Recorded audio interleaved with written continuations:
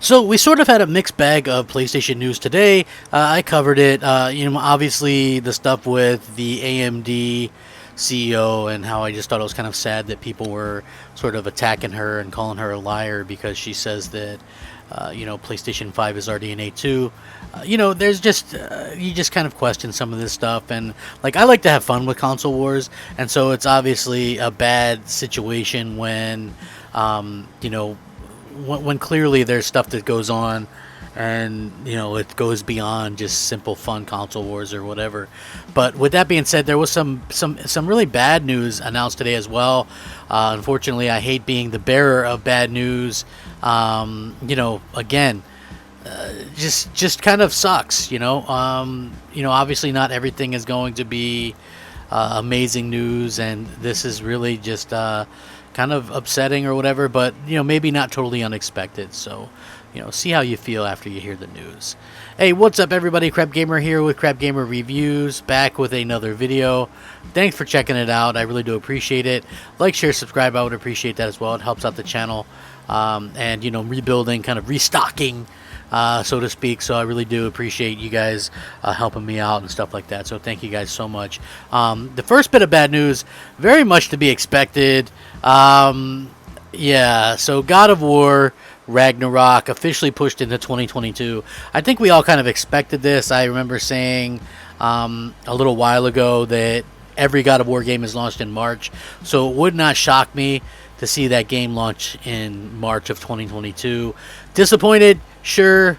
Expected? Absolutely.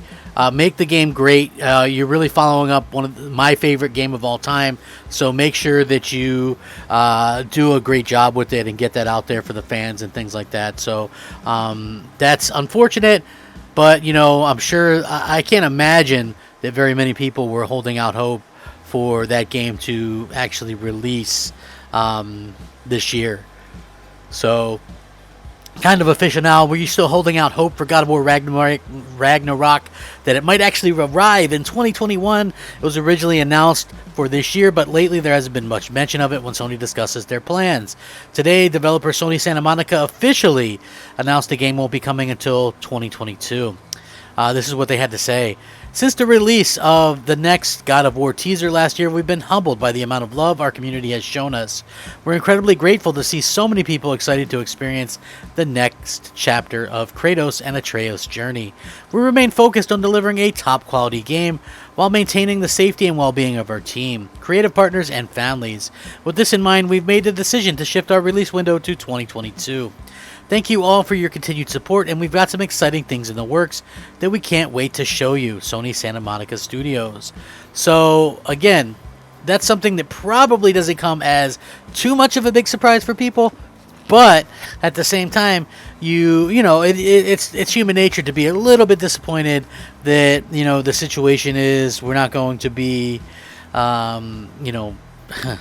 at getting it, you know what I mean? Like, I started to think maybe there was a glimmer of a slim, like 5% chance of it coming out this year, because they were showing Horizon Forbidden West, and why would you do that unless it was coming out soon? And that must mean they still had a holiday game, but it looks like they're just going to be relying on Horizon Forbidden West to be kind of their big holiday game, unless like something like Factions or something like that does come out later this year as well. Then I guess that could be kind of a boon for them. With that being said, that wasn't the only bit of news as well. So it's going to be waiting a bit longer for God of War. It's going to be an impressive PlayStation 5 exclusive when it does arrive. Well, maybe not, because today in the recently published interview, PlayStation Studios boss Herman Hulst dropped the other shoe, seemingly confirming that the next God of War and Gran Turismo 7, for that matter, will also be on the PlayStation 4. Make no mistake, the game should still be great, and you should expect the PlayStation 5 version to look fantastic, but it is indeed cross-gen. So this is what he said. You can't build a community of over 110 million PS4 owners and then just walk away from it, right? I think that'd be bad news for the fans of the PS4, and frankly not very good business, where it makes sense to develop a title for both PlayStation 4 and PlayStation 5. For Horizon Forbidden West, the next God of War, Gran Turismo 7, we'll continue looking at that, and if PS4 owners want to play the game, then they can. If they want to go and play the PlayStation 5 version, that game will be there for them. So again, I'm incredibly disappointed for this, and trust me, nobody everybody was trying to make this out to be a thing on Twitter today and everywhere. Listen, I'm not a Jim Ryan guy. I don't like the guy. Like, I don't like him the way I don't like Phil Spencer. Okay, like, these guys will do and say whatever they can to get you to spend money on what they're doing. And so it doesn't really shock me that, obviously a pandemic is playing a role in this, and production issues. They're not able to get their games out on time.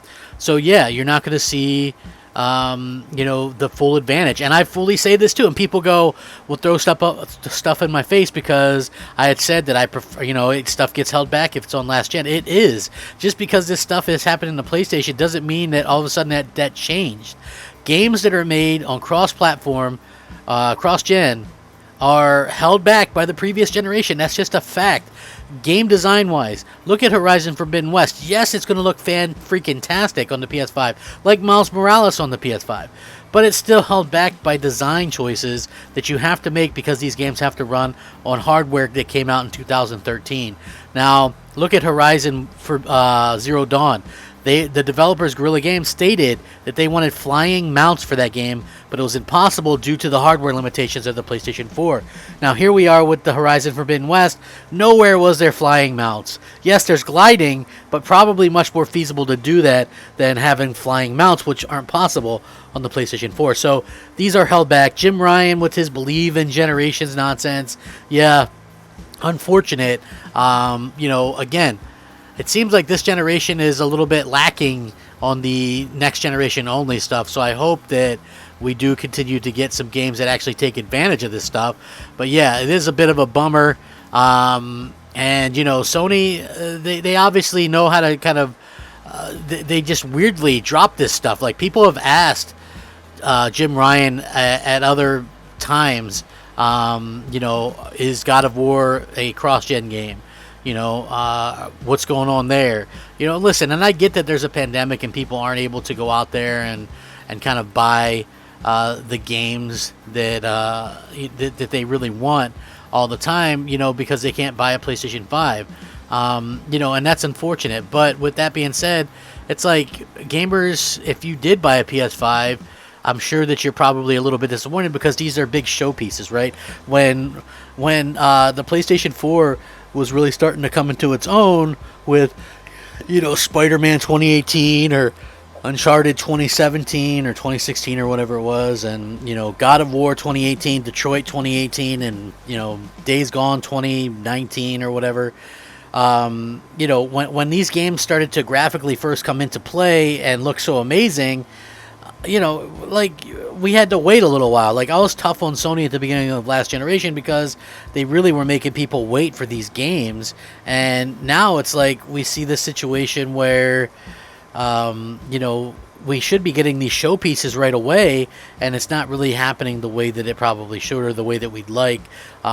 It's really disappointing to see stuff like Gran Turismo and God of War be cross-gen. I mean, you sort of maybe thought God of War would be, because if you think about it, that game started off as God of War DLC or expansion for the first game, and then they basically kind of went out and that became so large that they just turned that into the sequel. And so with that being said, you sort of understand it. I mean, you're making it right away or whatever. They're trying to maximize value and profits, but it doesn't make it any easier because we were told, about, believing in generation. So again, I think the moral of the story is, don't believe these suits. Don't believe the people that are out there telling you that they care about gaming and you and et cetera, or they're buddy with you. Again, it just really doesn't really make a lot of sense to do that, because they're all going to kind of screw us over in the long run, and this is just more proof of that, unfortunately. So, I'm a bit bummed out by it, but again, there was some good news today as well. You got to take the good with the bad. Hopefully, something gets worked out before too long. I really thought with the success of Miles Morales being mostly on PlayStation 5 in terms of sales, I really, really thought that we wouldn't see, the cross-gen games as much anymore. So, unfortunate, yes. Unexpected, maybe not totally. I guess we'll have to wait and see. It is kind of a bummer. Thanks for watching. Hopefully you guys all had a fantastic time watching. Subscribe, share, all that good stuff. Keep safe. Crapgamer out.